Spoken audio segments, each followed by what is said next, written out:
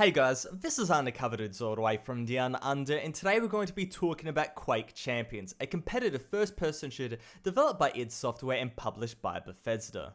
Now for those who are unknown to Quake, this series of games pioneered FPS esports in the early 2000s, and it's focused around extremely fast-paced, aim-based, bare-bones gameplay. Quake Champions is id's attempt to bring Quake to 2017, and it's been met with a mixed reaction. First up, let's talk about the graphics. Quake Champions, for a lack of a better word, looks beautiful. The maps are detailed along with the character models, and it appears the series-wide emphasis on clarity is still there. Many games suffer the problem where the graphics are beautiful, but it becomes hard to distinguish the map from the enemy, and thus red outlines and the such have to be used. Champions doesn't have that problem at all. The focus is very much on the gameplay. The creative director Tim Willits confirmed the game is not running on the id Tech 6 engine, but instead on a hybrid engine made up of id Tech and Sabertech. Thus, Vulkan is not directly compatible with Quake Champions, and so there won't be native support for VR, snap maps, and mod support. However, there is mod support potential on the horizon. But with this said, good looks aren't the number one priority, performance is. On the main page of the Champions site, it stated that there will be an unlocked frame rate, 120Hz gameplay, and the classic Quake speed. Now on top of this, Willits has stated that id wants as wide of a play base as possible, and that more or less confirms that the system requirements won't be too high, so this will definitely come as a sigh of relief to anybody running older generation hardware. Getting right into the game itself, the pure mechanics of running around the map and shooting enemies seems quite familiar to the games of old. It has made it abundantly clear that their aim is to make a modernized version of Quake Live, so messing with what makes Quake Quake would be a very bad idea. However, there needs to be innovation for a game to succeed in 2017. Remaking Quake 4 would be a dream come true for the old guard, however new generation gamers want more, as it can easily be seen with games like Overwatch. The compromise that id is going for is to introduce champions. Tim Willits states that the champions are a natural evolution of Quake and the genre, and that they don't change the fundamental gameplay. Continuing on, he says that they will bring in new players and provide more things for pros to master, and personally, I agree. When people think of champions and heroes and the such, they think of extremely different playstyles with a ton of different abilities and different weapons. Quake Champions is going with an alternative approach. Each champion has one unique ability. For example, Ranger has an orb which can teleport him to an area in front of him, and Galena can drop totems that heal her and her teammates. These abilities aim to complement the optimal style for that character, but it doesn't go and define it. The champions also have different movement speeds and health pools to round out the package. There had been rumours around loadouts, but those got killed off pretty quick when it was confirmed that the only way to get weapons is by picking them up off the predetermined spawn locations or killing your opponents. The only swapping will be between the champions themselves, so players can adapt to the battle between lives and try to one-up their opponents. It has been confirmed that when the beta comes out, there will be an initial roster of 12 champions, and then more will be added during the year, and potentially even more in the future. Now in theory, this sounds like a great progression of this series. The core gameplay is basically the same, but there is more depth for different team roles and team compositions. The thing that I'm personally worried about is the healing role. Quake is supposed to be a fast-paced game, people fighting over the important health packs that spawn around the map. A healing class could potentially mean that players will deliberately slow down the gameplay to sit back and heal, which would go against the high-speed, twitchy aim-based nature that id is going for. Another issue that id will have to face is balance. Some champs will be more powerful than others, and keeping everything in check will be a difficult process. This whole idea has great potential, but must be executed perfectly. Too much variance from the original series, and Quake veterans simply won't play. But too little, and newer gamers won't play, because they think it would be boring, and there won't be enough, content to really go and hold their attention. It's a difficult thing to go and manage. How can you go and make the game appealing to a casual player, a person that's never played Quake before, but also make it really appealing to the hardcore player base, the really die-hard fans? Pro Quake Live players have been contacted about the game, and their feedback has had a significant impact on the game's development, and that makes me hopeful that Quake Champions will become something other than just a game, and that leads us perfectly onto our next topic, eSports.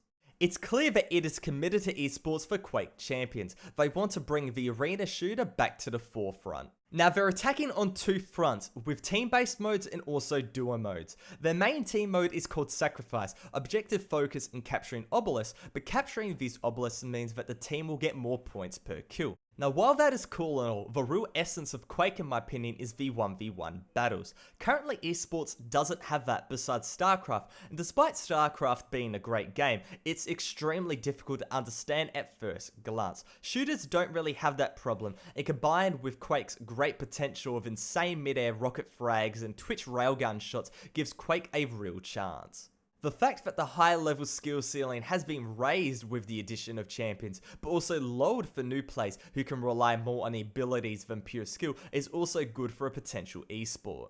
Add in the ongoing success of QuakeCon, and all in all, it seems like Champions is brewing to be the perfect.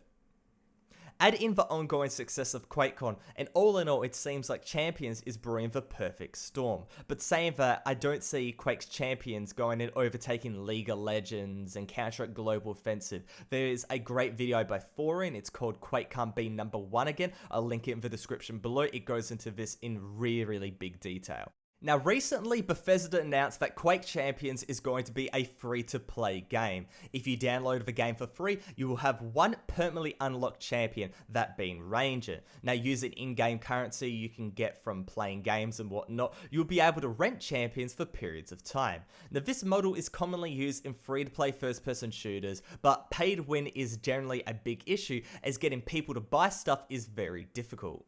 I'm sure Bethesda realizes this, but they also realize that a big portion of their player base for Champions will be more than happy to pay just upright like a normal video game. That's where the Champions pack comes in. Pay certain amount, which we don't know yet. Could be $20, could be $30, could be $60, I doubt that though. And with that said, you get access to every champion in the game, along with every champion that will be released after launch. This model hasn't really been done before, but it does have potential. The hardcore Quake fans will pay outright, along with many fans of the first-person shooter genre. However, a lot will simply try out the game in the free-to-play form. The reason why? A lot of people don't know about Quake. The last game was Quake Live, and that was many years ago in 2008. So with that said, a lot of the newer generation of gamers have never heard of Quake, have never played Quake before, and thus they really need to go and get a lot of expansion, a lot of advertisement, a lot of attention for this game, because Quake, it's definitely died down. Not many people know of it anymore, and really revitalizing the series through this format could potentially be a make or break thing.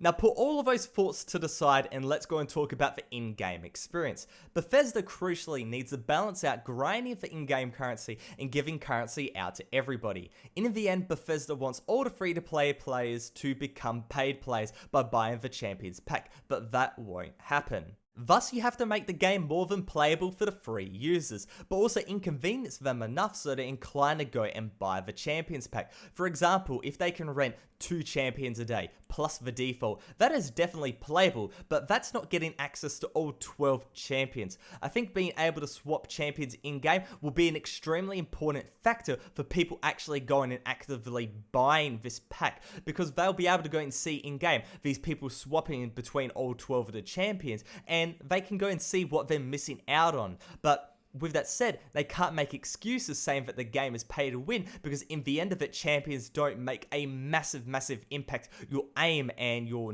game knowledge and how you go and move around the map, that will definitely go and win the majority of your fights. Now on top of this, I have no doubt we will see cosmetics. Now more than likely these won't be in the Champions pack, hence the name, so more money can be made off the initial big buck users, but also it can be made on the people that don't want to go and drop a ton of money on the Champions pack. They're more than happy just to go and rent, but they want to go and customize their character a little bit. It's a bit of backwards thinking on that plane, but with that said, some people will go and do it. Now overall, this seems like a decent model, but it really depends how important champions are. Too important and people see it as pay to win, but not important enough and people won't see a reason to go and buy the Champions pack. It's a very fine line to go and walk, and sometimes you might ask, is it even worth going free to play at all? But again, id and Bethesda are committed to esports, and free-to-play games bring in big numbers. Not only in play numbers, but saying that big conversion rates of people watching the tournament on Twitch. And then they want to go and play the game, well, they just have to simply go and download it. They don't have to go and actually pay any money. They have access to go and try it out, to go and experience what the pros are doing on the big stage. And overall, this big exposure is exactly what Quake Champions needs to go and rise up the rankings again. Now the next question is, when will we be able to go and play it? Well, at the moment there is closed beta signups, link will be in the description below, and you can sign up with as many emails as you want. Bethesda has stated that a beta will happen sometime between March and April, and in this phase players will have access to all 12 champions, which is pretty hypey. Overall, I'm real excited for Quake Champions. It seems like a logical progression for the series and the next step in esports. But saying that, I'm also real excited about free-to-play. The fact that Quake Champions is adopting this very unconventional model. And it's a model that I thought people would have gone and adopted many years ago. The fact that it's being tried out this year makes me real excited for the future of free-to-play. The fact that free-to-play hasn't died down considerably over the past few years. People just don't want to go and take a massive risk. Most companies will just go and put their game in early access on Steam, make a shit ton of money with a $10 early access, and then put out a shitty game eventually, or just keep it in early access indefinitely. id and Bethesda are taking a massive risk with this free-to-play experiment, but it's a risk they need to take. Quake, as I've said multiple times during this video, it has died down. It's not the king. It's barely relevant anymore. And the fact that they're really trying to go and bring this game, really resuscitate this game and make it the king again is really admirable, and hopefully it does exactly that.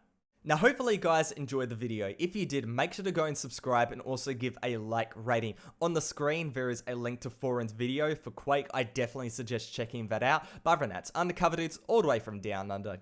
Out.